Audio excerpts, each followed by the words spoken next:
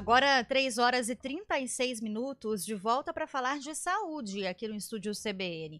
Um estudo que foi conduzido pelo Centro de Pesquisa de Processos Redox em Biomedicina concluiu, né, que o excesso de açúcar no sangue pode provocar trombose. E para entender melhor, né, como é que isso pode contribuir com esse problema, a gente vai conversar com o pesquisador, então, que conduziu esse estudo, é o Renato Gaspar. Ele que é pesquisador, também professor da Unicamp, e fala conosco aqui no Estúdio CBN. Renato, boa tarde, tudo bem? Bem-vindo. Boa tarde, tudo bem? Feliz em estar aqui com vocês. Bom, Renato, queria primeiro que você explicasse para a gente como essa pesquisa foi conduzida, né? Como esses estudos tiveram início, quanto tempo levou também para vocês concluírem, né, esse estudo. Claro, eu vou começar bem no comecinho. Com certeza todo mundo conhece alguém que tenha diabetes, né, que tenha açúcar alto no sangue, e conhece alguém que tem algum problema de coração, né, teve um infarto, né, teve alguma questão assim, já ouviu falar dessas palavras. O nosso estudo, ele é um estudo em que a gente tenta entender um pouco como que esse processo funciona, porque a partir do momento que a gente entende como funciona, a gente consegue tratar um pouco melhor, né? Então, o que a gente fez? A gente pegou células no laboratório, né, na plaquinha do laboratório. A gente deu açúcar para essas células, que são as células endoteliais, aquelas células que estão dentro do vaso. E esse processo de formar essa doença do coração envolve a formação do trombo, que nada mais é do que a junção de várias célulazinhas chamadas plaquetas. Então, o que a gente viu? A gente viu que quando a gente dá açúcar em excesso para essas células endoteliais, mais plaquetas se grudam ali, ou seja, forma-se um trombo. E a gente descobriu algumas proteínas que estão envolvidas nessa formação do trombo. E qual que é a ideia? A ideia depois é então a gente achar formas de diminuir essas proteínas ou inibir essas proteínas para que a gente consiga, em algum momento no futuro, tratar melhor essas pessoas. Então, foi um projeto de mais ou menos 3 anos, né, durante o pós-doutorado. Ele foi realizado em diferentes instituições do Brasil, mas principalmente no Instituto do Coração da Universidade de São Paulo. E a gente está muito feliz com os resultados que a gente teve. Professor, para a gente entender um pouquinho melhor, né? Nesse caso, um excesso de açúcar seria, por exemplo, para pessoas que produzem insulina demais, que já têm diabetes, ou não pode acontecer para qualquer pessoa, né? Pelas amostras aí da pesquisa, que abusar, que tiver uma dieta com muito abuso de açúcares. As duas coisas elas estão muito interligadas, né? É claro que quando a gente faz um estudo desse tipo, é como se a gente estivesse montando um quebra-cabeça. A gente pega uma peça para entender e a gente junta, mas o açúcar e a insulina eles estão muito interligados. É claro que dentro do que a gente fez, para uma pessoa ter os níveis de açúcar que a gente utilizou, ela precisa ter uma disfunção, né? Ela precisa, né, estar doente, né? Então ela precisa ter, de fato, o diabetes, ou pela falta da insulina, que é aquele famoso diabetes tipo 1, que a pessoa novinha vai ter, ou pela falta da ação dessa insulina, que é aquele que a gente conhece mais, né? Que é aquele nosso tio que come muito bolo. Vocês estavam falando de bolo de tímido agora, né? Então tem tudo a ver com isso que vocês estavam falando. Sim, agora, falando desses fatores de risco, né, além também da possibilidade maior de trombose para quem tem esse excesso de açúcar no sangue, a gente está falando também de uma possibilidade maior de infartos, de AVC, de outros eventos isquêmicos também nesses pacientes com diabetes? Sem sombra de dúvidas, hoje a principal causa de morte no Brasil são doenças cardiovasculares.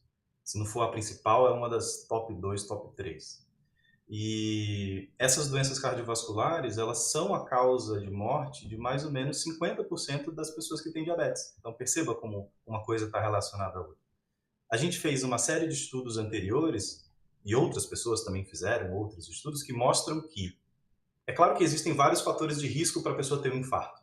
Por exemplo, a gente está conversando aqui, está todo mundo sentado, né? Ninguém está correndo numa esteira, né? Estamos sedentários. Sim. Esse é um fator de risco. Diabetes é um fator de risco. Pressão alta é um fator de risco. Colesterol alto é um fator de risco. O que a gente viu, e outras pessoas também? Que de todos esses fatores, talvez o diabetes seja aquele que leve a uma predisposição de ter um infarto de uma maneira muito mais gritante, muito mais importante do que esses outros fatores de risco. Então, não que os outros não sejam importantes, todos são, a gente precisa tratar tudo, mas o diabetes parece ser particularmente importante para a pessoa vir a ter um infarto, um AVC ou um evento isquêmico. E a gente sabe também, né, professor, que diabetes é uma doença silenciosa, né? A pessoa ela vai saber que tem diabetes fazendo um exame. A questão da trombose também, ela vem na dor, né? A pessoa ela meio que perde assim a capacidade de conseguir continuar se movimentando quando ela está com uma dor muito forte, né? Ali nas coxas, como é que fala? Na panturrilha. Então, esse estudo mostra isso também, que é algo que pode acontecer sem a pessoa perceber. Sem sombra de dúvidas, pode acontecer sem a pessoa perceber, e aqui a gente pode ficar uma tarde inteira falando, né, dos processos biológicos e médicos que levam a isso. Você tem razão, geralmente existe ali uma diferença, uma média, né, entre a pessoa começar a ter diabetes ou começar a ter a glicose alta e ser diagnosticada, são mais ou menos 5 anos ali, em média, porque a pessoa não sente, né? E aí ela vai no médico eventualmente, faz uma glicemia e aí começa a investigação. E em relação ao processo de trombose, isso que você está falando também acontece, que é a trombose venosa, que é de uma veia. E aquilo que a gente estava falando antes era de trombose arterial. O que é trombose arterial? É um infarto, né? O que acontece nas artérias. A dor tende a ser muito mais intensa, né? As pessoas referem que é como se tivesse um caminhão em cima de você, né? Um aperto bastante forte no peito, né? Mas você tem razão. Geralmente começa de uma maneira muito silenciosa. Renato, quais devem ser agora as implicações, né, desse estudo, dos resultados deste estudo que vocês conduziram para tratar principalmente os diabéticos, né? Quando a gente fala em controlar complicações que podem ser cardiovasculares, como o AVC ou a trombose.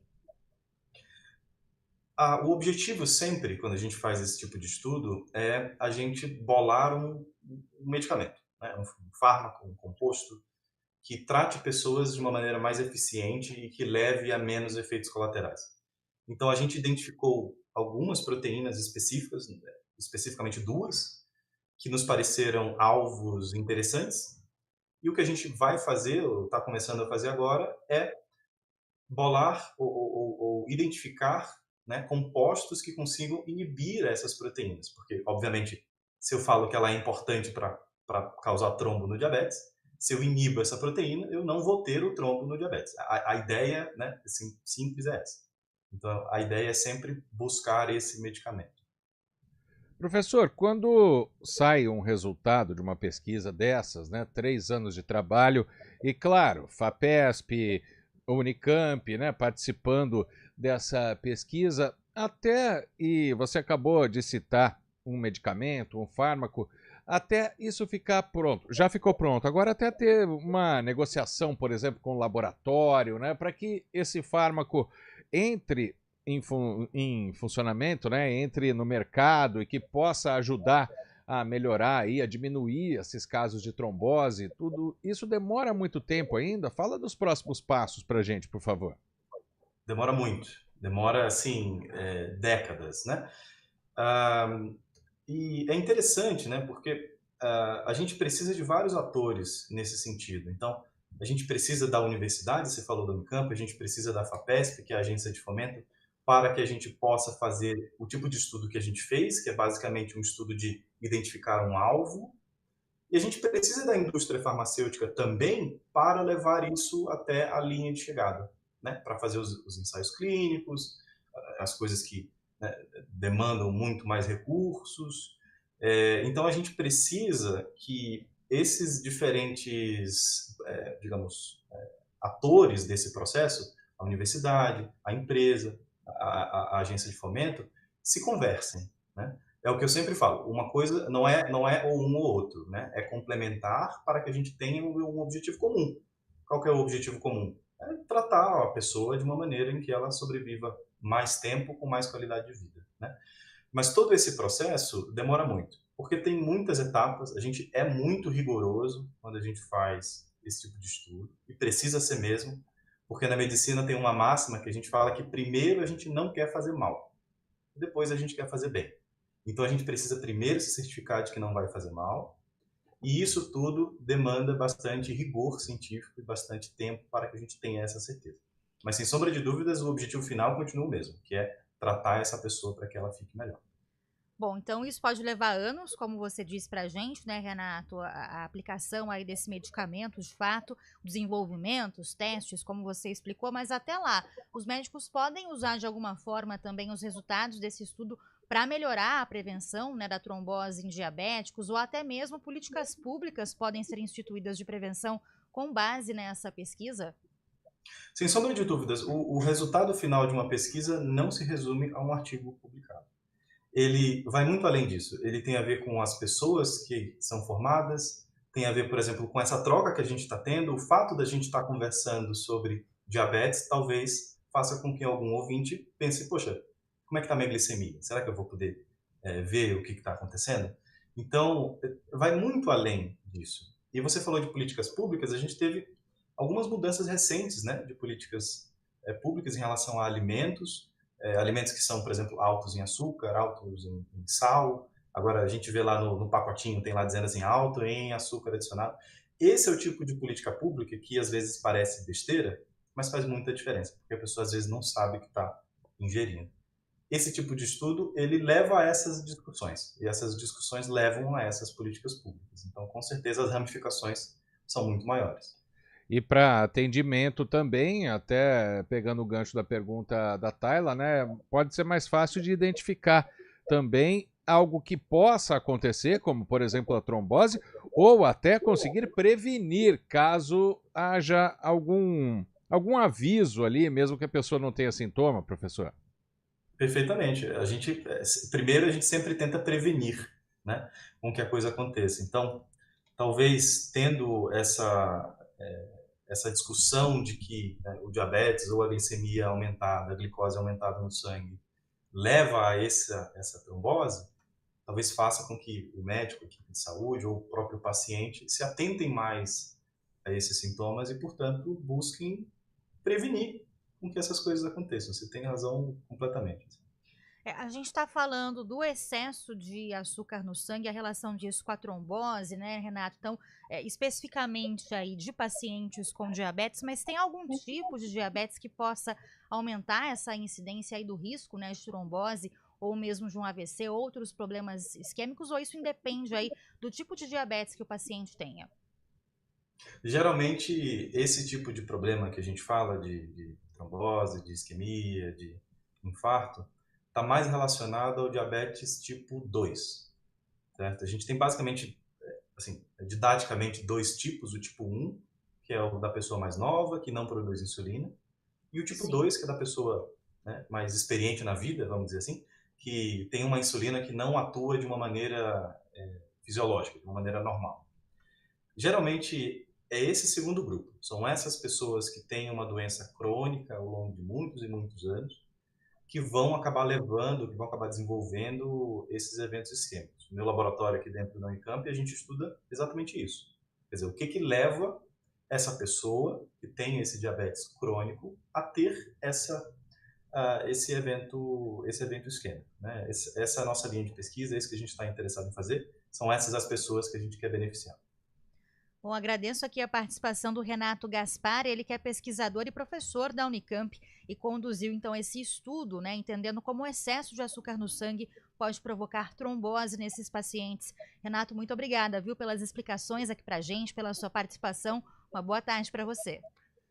Eu que agradeço. Boa tarde. E mais do que isso, Renato, sucesso, né? Porque pode ajudar muita gente, o diagnóstico pode facilitar muito, como você explicou. Obrigado. Obrigado.